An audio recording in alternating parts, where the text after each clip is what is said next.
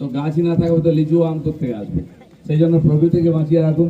ভগবান প্রকৃতির মধ্যে থাকতে ভালোবাসেন। আমাদের জীবন উঠে এসে আশ্রম থেকে, জঙ্গল থেকে, গুরুকুল থেকে, সেটাকে বাঁচিয়ে তুলতে হবে। ধন্যবাদ। আজকে লিচু দেওয়া হলো আমাদেরকে, সেই জন্য প্রভুদের ধন্যবাদ। প্রকৃতি যাতে স্বচ্ছ ও সুন্দর থাকে সেই উদ্দেশ্যকে সামনে রেখেই এক সাইকেল র্যালির আয়োজন করে নিউ টাউন ইসকন। র্যালি শুরুর আগে ভক্তি ভরে রাধাকৃষ্ণ মন্দিরে পুজো দেন মন্ত্রী দিলীপ ঘোষ এবং রাজারহাট নিউ টাউনের বিধায়ক পীযূষ কনোরিয়া।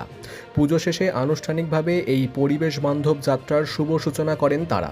তবে শুধু উদ্বোধনেই সীমাবদ্ধ থাকেননি।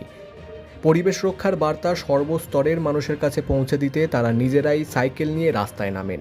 তাদের এই স্বতঃস্ফূর্ত অংশগ্রহণ র্যালিতে আসা অন্যান্য অংশগ্রহণকারীদের উৎসাহ আরও বাড়িয়ে দেয়। জানা গিয়েছে নিউ টাউনের ইসকন মন্দির থেকে শুরু হওয়া এই বর্ণাঢ্য র্যালিতে প্রায় 200 জন সাইক্লিস্ট অংশ নেন। দীর্ঘপথ অতিক্রম করে এই র্যালি শেষ হয় ইকো পার্কে।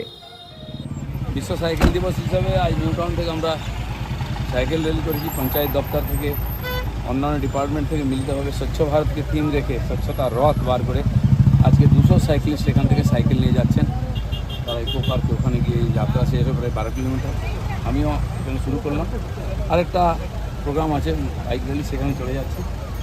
তো প্রকৃতির উপরে কোনো অত্যাচার যেন না হয়, প্রকৃতি যাতে স্বচ্ছ সুন্দর থাকে, এই বার্তা দেওয়ার জন্য বেরিয়েছি।